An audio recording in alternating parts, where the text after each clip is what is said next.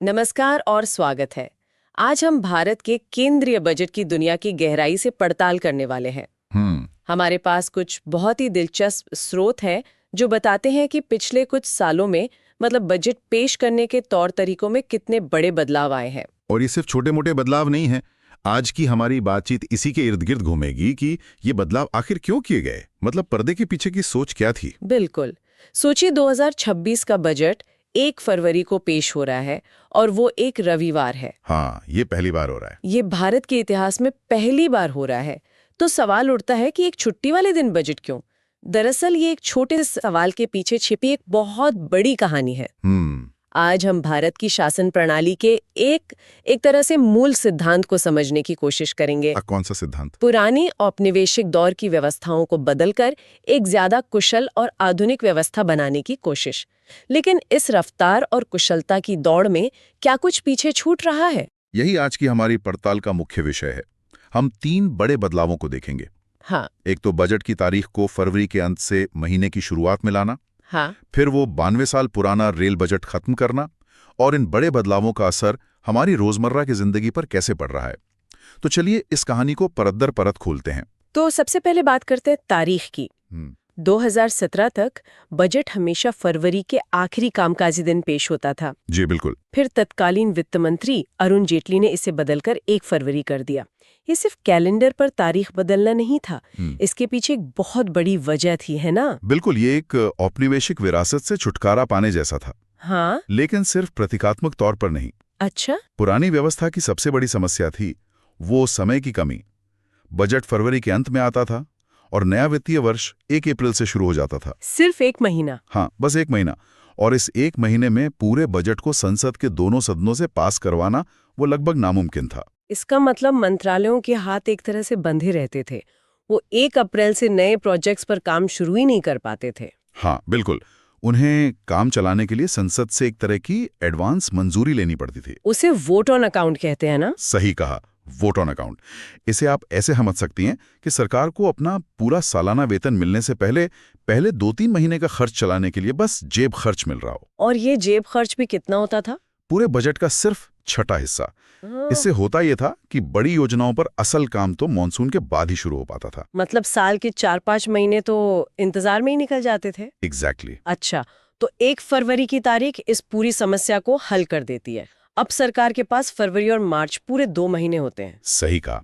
अब वित्त विधेयक जो सरकार की कमाई यानी टैक्स से जुड़ा होता है, और विनियोग विधेयक जो सरकार के खर्चों से जुड़ा होता है, दोनों 31 मार्च से पहले आराम से पास हो जाते हैं। 1 मिनट, अपने 2 बिलों का जिक्र किया, वित्त विधेयक और विनियोग विधेयक।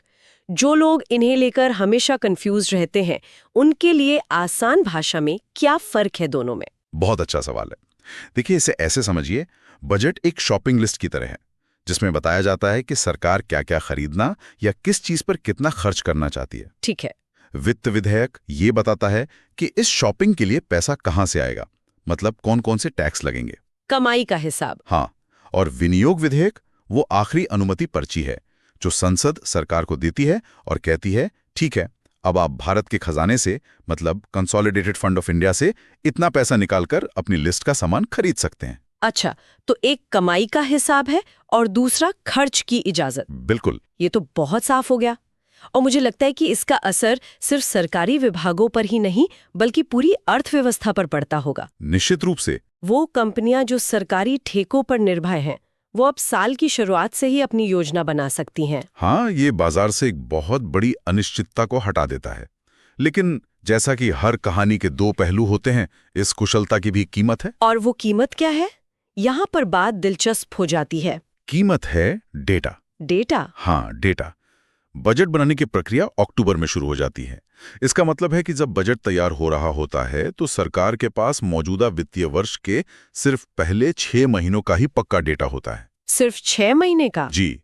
बाकी के 6 महीनों और अगले पूरे साल के लिए अनुमान लगाना पड़ता है। यानी हम लाखों करोड़ रुपए के फैसले आधी अधूरी जानकारी पर ले रहे हैं।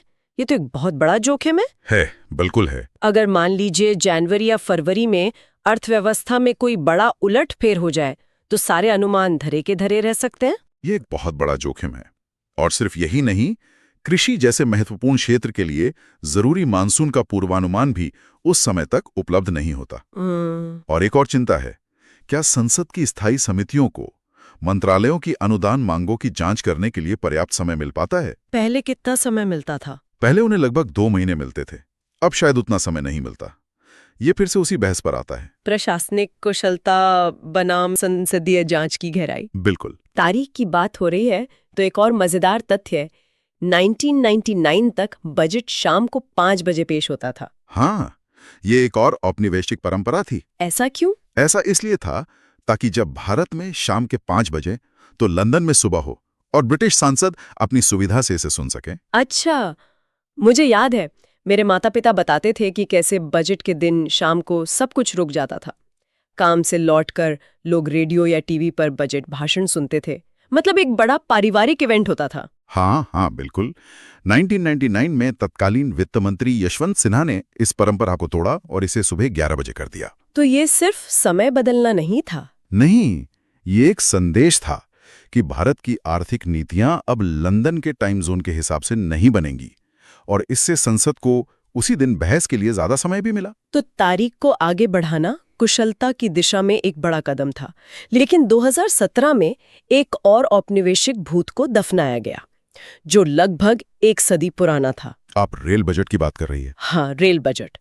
92 साल तक भारत में 2 बजट पेश होते थे, एक आम बजट और एक रेल बजट। 92 साल? ये परंपरा शुरू ही क्यों हुई थी? इसकी कहानी 1924 में एक वर्थ कमेटी की सिफारिशों से शुरू होती है। उस दौर में देखिए, रेलवे सिर्फ परिवहन का एक साधन नहीं था, वो भारत की अर्थव्यवस्था का इंजन था। बिल्कुल।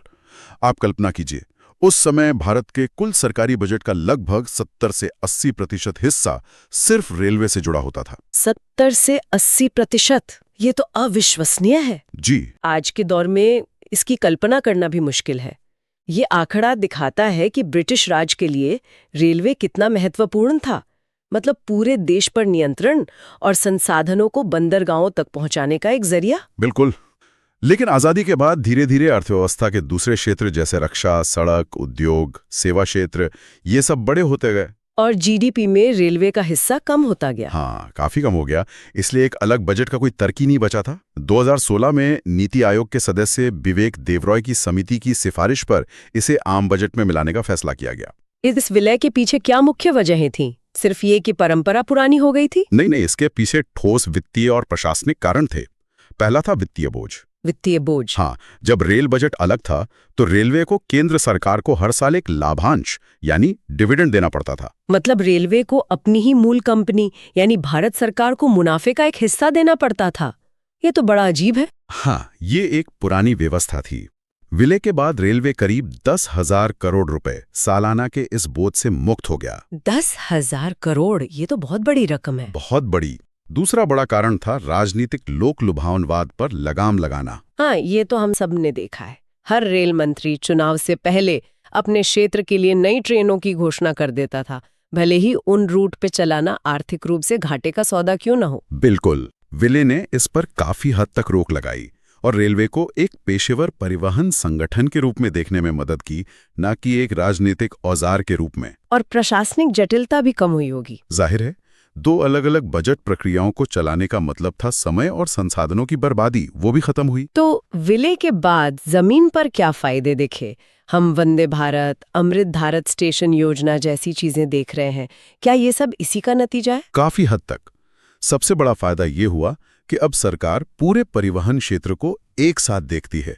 रेल, सड़क, जलमार्ग, हवाई मार्ग। एक इंटीग्रेटेड अप्रोच। हाँ, इससे पीएम गति शक्ति जैसे एकीकृत योजना को बल मिला है। रेलवे को मिलने वाली बजटीय सहायता में भारी वृद्धि हुई है, जो आज 2.5 लाख करोड़ रुपए से भी ज्यादा है। 2.5 लाख करोड़? जी। और जो पैसा लाभांश से बचा, उसे सुरक्षा और आधुनिकीकरण पर खर्च किया जा रहा है, जैसे कि कवच प्रणाली। ये सब सुनने में तो बहुत अच्छा लगता है, लेकिन मैं यहाँ थोड़ा आलोचक बनना चाहूंगी। जरूर। क्या ऐसी कोई आलोचना हुई है कि जब से रेल बजट आम बजट में मिला है, तब से रेलवे पर होने वाली बारीक संसदीय बहस खत्म हो गई है? अब वंदे भारत जैसी आकर्षक परियोजनाओं पर तो सबका ध्यान जाता है, लेकिन क्या सामान्य यात्री ट्रेनों के रख-रखाव या छोटे स्टेशनों की समस्याओं पर उतना ध्यान दिया जा रहा है जितना पहले एक समर्पित बजट में दिया जाता था? ये एक बहुत ही जायज सवाल है और कई आलोचक ये मुद्दा उठाते हैं। अच्छा। उनका तर्क है कि एक अलग बजट होने से रेलवे के हर पहलू पर, चाहे वो सुरक्षा हो, खान-पान हो या छोटे रूट पर ट्रेनों की लेट-लतीफ़ी, एक विस्तृत और केंद्रित बहस होती थी। अब वो एक बड़े बजट का हिस्सा बनकर रह गया है, जिससे शायद वो बारीक जांच कम हो गई हो। तो ये फिर से हमारी उसी केंद्रीय दुविधा पर लौट कर आता है। कौन सी?